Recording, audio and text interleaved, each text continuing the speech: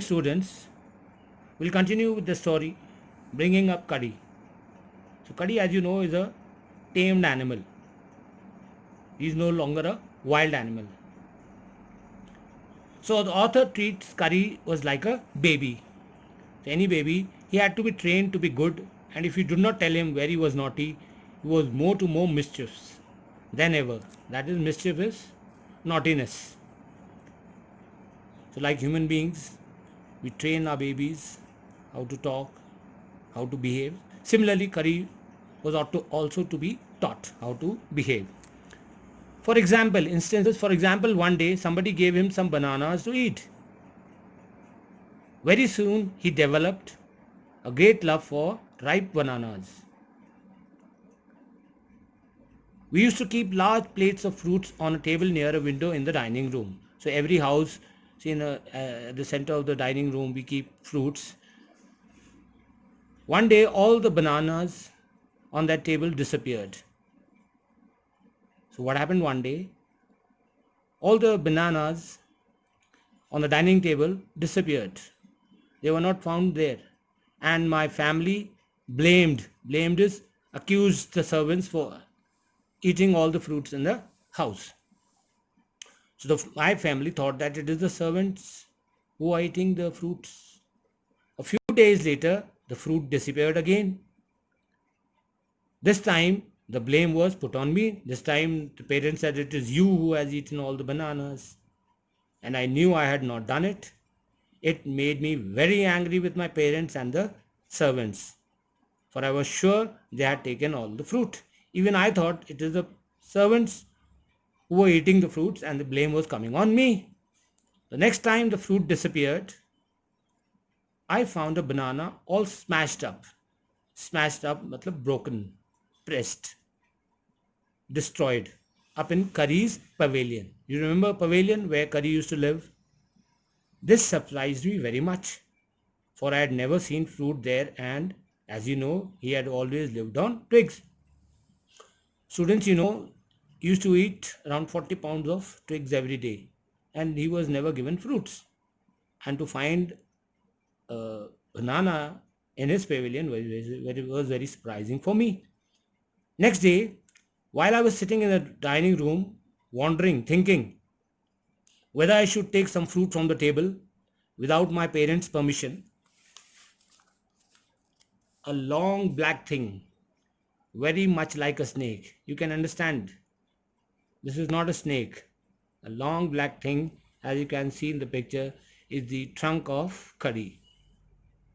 Suddenly came through the window and disappeared with all the bananas. So students, now you know who is the actual culprit, who is the actual thief. It is Curry. I was very much frightened because I had never seen snakes eat bananas, and I thought it must be terrible snake that would sneak. Sneak is move in quietly and take fruit.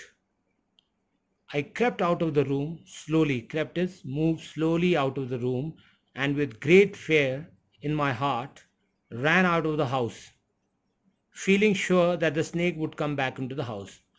So here the author is thinking that it is the snake because he couldn't see the whole figure of Curry. As I went out, I saw Curry's back disappearing in the direction of the pavilion, and I was so frightened that I wanted his company to cheer me up. What the author is trying to say that he thought it is a snake and he is trying to run away from it. And as he is running, he saw Curry moving into the pavilion. So he wanted Curry's company to lessen his fear. I ran after him into the pavilion and I found him there eating bananas. So students, you know who the actual culprit is? It was Curry. I stood there in astonishment, surprised. Astonishment is surprised. The bananas were lying strewn. Strewn is scattered. Scattered, scattered all around him. He stretched out his trunk and reached for one far away from where he was standing. That instant, trunk looked like a black snake's. So that is why the author was confused. and I realized that curry was the thief, which I have already told you, students.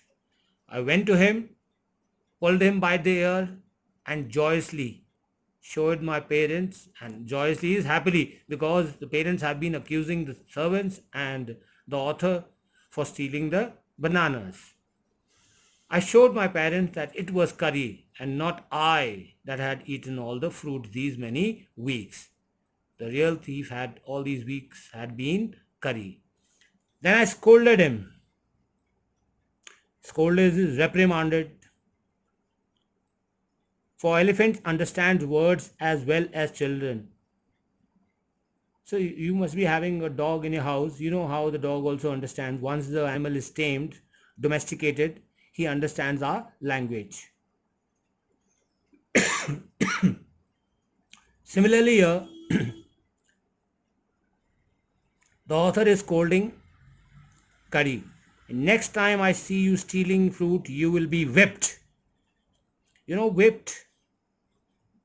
Let me tell you something. You know, कोड़े मारते हैं जो जानवरों को. That is called whip.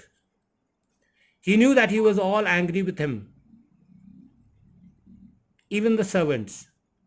His pride was so injured that he never stole another thing from the dining room.